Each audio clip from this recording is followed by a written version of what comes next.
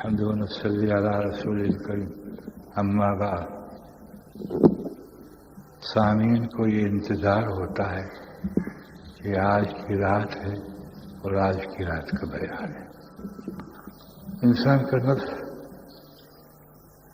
اخروی حالات میں بھی خوشی چاہتا ہے اور دنیاوی حالات میں بھی. اس بات کو نہیں لیتا جس میں یہ ڈرتا ہے کہ حضور صلی اللہ علیہ وسلم علم کے اعتبار سے بشیر تھے اور علم کے اعتبار سے نذیر تھے.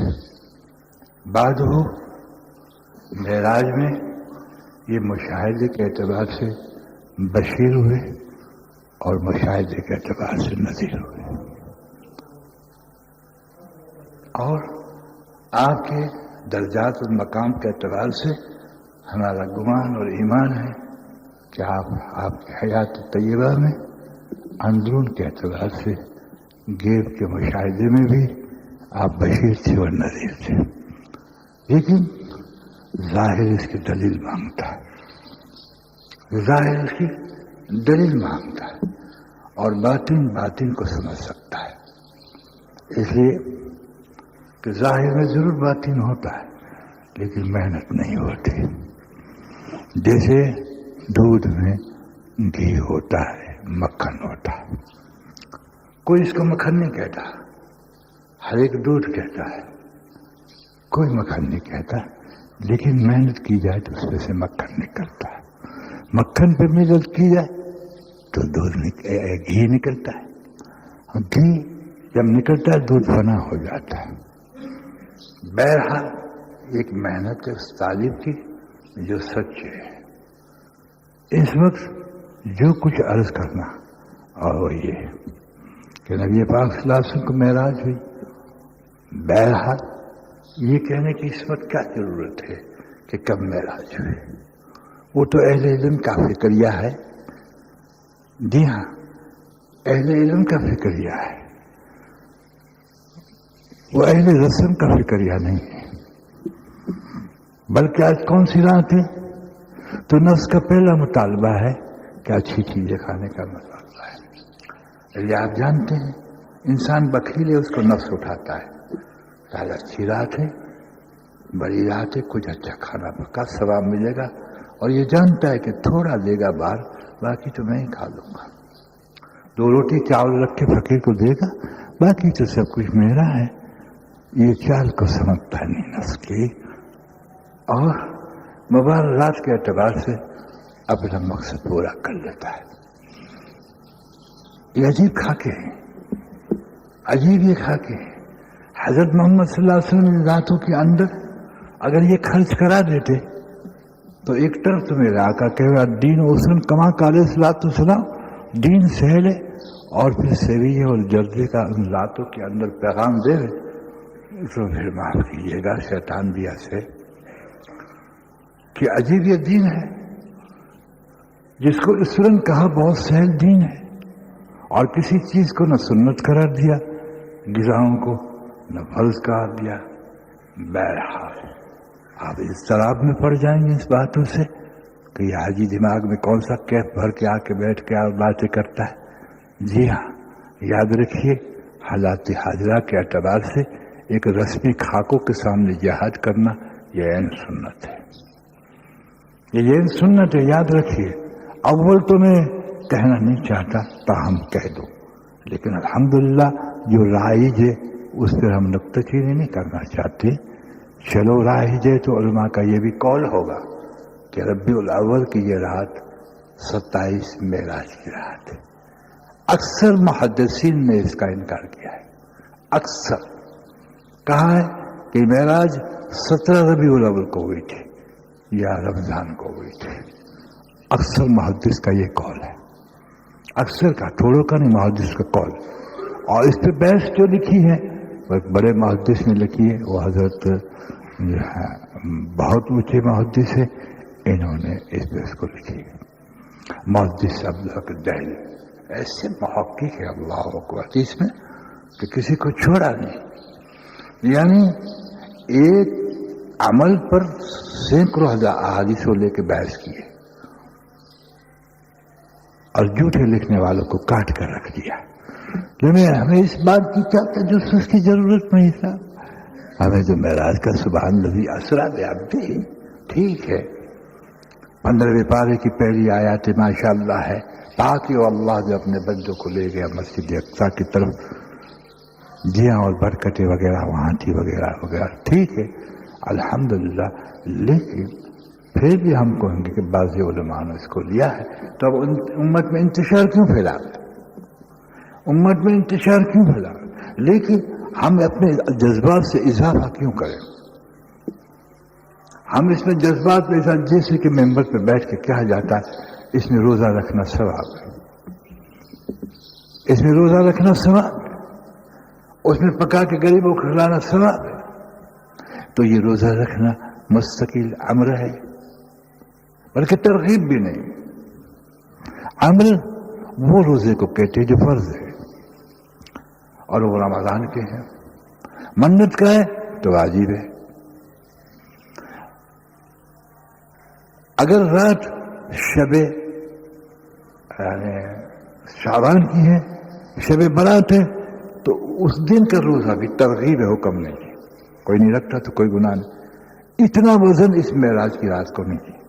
یعنی معراج کی رات کو روزہ رکھنے میں جتنا شب برات کو روزہ رکھنے میں وزن ہے نا، کیونکہ شب برات میں ایک حقیقت ہے کہ حضور نے اس کے فضائل بیان کیے کہ شب برات یعنی رات کو روزہ رکھنا اور رات کو بیداری کرنا، یہ تو ثابت ہے. لیکن اگر کوئی شب معراج میں اس کو اتنا وزن نہ دے کر خود رسول اور نبی نہ بن جائے، اس لیے کہ آدمی جو اپنی طرف سے خاکہ لاتا ہے وہ نبوت کی جگہ لے لیتا ہے. اس لیے تو حضور فرمایا جو میری طرف غلط بات منسوب کرے گا وہ دوزخ کے لیے تیار ہو جائے. اور یہی اس دین کا اس وقت دور کا بگاڑ ہے. اس لیے کوئی شب بیداری کر لیتا ہے ضرورت نہ سمجھ کر، یعنی ضروری نہ سمجھ کر، اور اس کو مستند نہ سمجھ کر سکتا ہے، کوئی ممانعت نہیں، روزہ رکھ سکتا ہے. لیکن جو وزن حضور صلی اللہ علیہ وسلم نے جس کو دیا اس کو وزن دینا چاہیے کہ حضور نے اس کو کتنا وزن دیا. مستحب قرار دیا، سنت قرار دیا، فرض قرار دیا کہ نہیں، کہ اپنی مرضی پہ چھوڑا. جب اپنی مرضی پہ چھوڑا تو معاف کیجیے گا، جب ہم اپنی مرضی پہ آئیں گے تو کوئی نہیں روزہ رکھے گا، بیداری نہیں کرے گا، تو ہم اس کی تنقید کریں گے، غیبت کریں گے. دیکھا میاں بڑی رات سویا پڑا ہے. اللہ اکبر کبیرہ. یہ جہالت ہلاکت ہے. نہ تو صرف دین کے اندر ایک نئے دینوں کو کھڑا کر دیتا ہے، اندھیرا پیدا کرتا ہے، بلکہ آپس میں ٹکراؤ بھی کرتا ہے. جیسے الحمدللہ جو شعر آپ نے سنا ہوگا بلغ اللہ کمال، جنہوں نے لکھا ہے، جس کا نام ہے حضرت شیخ سعدی علیہ رحمان. آپ کے صاحبزادی کے ساتھ سفر میں تھے. جب سفر میں تھے تو حالانکہ سفر میں اگر 48 مائل پر ہم ہیں تو قصر ہے، نماز قصر پڑھنی پڑے گی. لیکن یہ اللہ والے عجیب لوگ تھے. جیسے امام حسین رضی اللہ تعالیٰ نے سفر میں تہجد پڑھی، لیکن اپنی مرضی کی بات ہے، کوئی ممانعت تو نہیں ہے، لیکن قصر تو ہے، قصر ہے، پڑھ سکتا ہے. لیکن اگر بھول سے کوئی قصر نہ پڑے پوری کر لے تو امام شافعی کے نزدیک ہے. تو امام شافعی کے تو اچھے مسلمان تھے، کوئی حل نہیں. اسے مسلک تو نہیں پکڑ جاتا، اس لیے کہ اماموں سے بغض رکھنا بڑا ظلم ہے. یہ چاروں امام علم پہ کمال پہ پہنچے ہوئے تھے، الحمدللہ پہنچے ہوئے تھے. لیکن عارضی بات ہے، مستقل جس کی ہم نے اقتدا کی اسی پہ چلنا چاہیے. تو آپ کا صاحبزادہ کہتے ہیں کہ حضرت دیکھو یہ لابے پھیر کر کے سویا ہوا ہے، تہجد بھی نہیں پڑھی. آپ نے کہا تو بھی سو جاتا تو اچھا تھا، تو بھی سو جاتا تو اچھا تھا کہ ایک مسلمان سویا ہوا ہے، اس پہ کوئی تہجد فرض تو نہیں، تو نے اس کی غیبت کی، اس سے تو بھی ظالم سو جاتا تو اچھا تھا. دیکھا آپ نے. اس لیے آپ دیکھیں ماشاء اللہ کہ کیسے خوش قسمت لوگ واقعی کہ مسجد کے اندر ساری رات جاگتے، لیکن کیا سمجھ کے؟ فرض سمجھ کے. جتنا حضور نے وزن دیا اتنا وزن نہ دے کر تو ٹھیک ہے، اس سے بڑھ کر وزن دیا تو وہ بدعت ہے، یہ ظلم ہے، یہ حضور کے مقام ہے۔ اور پھر اس پہ تنقید کرے کہ دیکھو میاں داڑھی ہیں، جبے ہیں اور بیراج اور سوئے پڑے ہوئے۔ تیسری بات یاد رکھیے، بڑی راتوں کو حضور صلی اللہ علیہ وسلم نے تقریر کا اہتمام نہیں فرمایا۔ شب قدر ہے، شب برات ہے، تقریر کا نہیں فرمایا، اس لیے کہ یہ تقریریں کے لیے آتی ہے۔ چند ایک منٹ انسان فضائل بیان کر دے وہ اور بات ہے، تقریر کریں۔ جی ہاں، پھر تقریر کی، اب تقریر کا نوعیت آپ دیکھیے، لاؤڈ سپیکر کھول دیا باہر کے سے، محلے میں بوڑھے بھی ہیں، بیمار بھی ہیں، بچے پہ 1 بجے تک تقریریں ہو رہی ہیں، کان پھٹے آواز، بوڑھے پریشان، جی بچے پریشان، بچے سوئے نہیں تو ماں بھی پریشان، کوئی جچے والی بھی ہے، ننھے بچے، یہ کوئی مزہ ہے؟ یہ ظلم ہے، یہ ظلم ہے، واللہ یہ ظلم ہے۔ اس لیے کہ انسانوں کو تکلیف پہنچانا، جیسے کہ رمضان شریف آتا ہے تو تراویحوں کے اندر اور اس میں سجدہ آتا ہے، سجدہ تلاوت، بیچارے لوگ گناہ گار ہوتے، پتہ نہیں سجدہ تلاوت کہاں ہے، اور بڑے آدمی پر میں آپ کو اپنا خود کا تجربہ بیان کرتا ہوں کہ میری بیماری کی حالت کے اندر پڑوس کے اندر لاؤڈ سپیکروں میں جب تقریر ہوئی تو مجھے وہ تکلیفیں ہوئی ہیں کہ خدا کی پناہ، زبردستی کانوں کے اندر اسلام کو گھسیڑ، یہ کوئی بات ہے؟ یہ ہماری عیدوں کا منوانا ہے، یہ ظلم ہے۔ چاہے کسی فرقے کا آدمی ہو، چاہے دیوبندی ہو، چاہے اہل حدیث، کشے باشد اپنے جذبات کو، چاہے اہل حدیث ہو، کوئی بھی ہو، حضور صلی اللہ علیہ وسلم نے اس بات کو سکھایا نہیں۔ اللہ اکبر۔ جی ہاں، کہ انسان کو اس طرح سے دین پر ڈالو جو میں نے نہ کیا ہو، اور پھر میں نے نہ کیا، اور ایسا کرو کہ انسان بیزار ہو کے رہ جائے، بیزار ہو کے رہ جائے۔ جی ہاں، بچے تڑپتے، مجھے ایک بڑھیا کہنے لگی کہ یہ حال تو دیکھ لیجئے، ہماری تکلیف کا حال دیکھیے، لاؤڈ اسپیکر کیا باتیں ہو رہی، نیند بھی نہیں آتی، اب بتائیے کتنی بد دعا۔ لیکن معاف کیجیے گا، وہ ملا صاحب کو تو پھر کھیر پینا ہے، اور اس کے بعد سرنی بات نہیں ہے، جو کوئی اس کا شریعت کے اندر کوئی حساب نہیں۔ مانگ مانگ کے سب کو کھلانا، مانگ کے تو کھا بابا، تو مانگ کے سب کو کیوں کھلاتا ہے؟ جب 200 روپے کا کھیر پکائے گا تو سب مانگنے کی چیزیں کھائیں گے، ٹھیک ہے نا؟ جب مانگا تو مانگنے سے جو چندہ ملا اس کا سب کھیر پیں گے، مالدار بھی پیے گا، اس کے لیے کہا جائے۔ عجیب بات، تو شکل بدلتا ہے، شکل مانگتا ہے، ہر ایک خیرات کے اعتبار سے دے گا، خدا نے کہا کوئی بھول سے زکات بھی دے دے تو مشکل ہو جائے۔ تو دین کی نوعیت جب نصب پہ چلی جاتی ہے تو پھر سرکار دو عالم کو پوچھا نہیں جاتا کہ میرے آقا اس راتوں کو آپ نے کیسے گزارا، اور صحابہ کو کیسے گزارنے کا کہا، وہ نہیں پوچھا جاتا، پھر نفس کو پوچھا جاتا ہے، پھر نفس کو پوچھا جاتا ہے، اور اس پہ یہ چیزیں کھڑی کی جاتی۔ ورنہ معراج کا انکار کس کو ہے؟ معراج کا تھوڑا سا بیان کروں، آپ کو پتہ ہے معراج تو سارے نبیوں کی ہوئی علیہ الصلوۃ والسلام، سارے رسولوں کو معراج ہوئی، لیکن میرے آقا کو جیسی معراج ہوئی کسی رسول کو نہیں۔ کیوں؟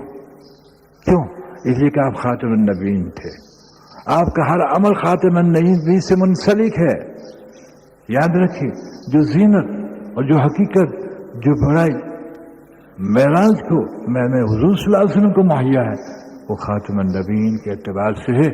اس لیے کہ اللہ رب العزت حقیقت کو کھولا کہ اب معراج سے کوئی نبی نہیں آنے والا، یہ آخری نبی ہے، اس لیے سارے نبیوں سے ملایا، سارے معراج والے نبیوں سے ملایا۔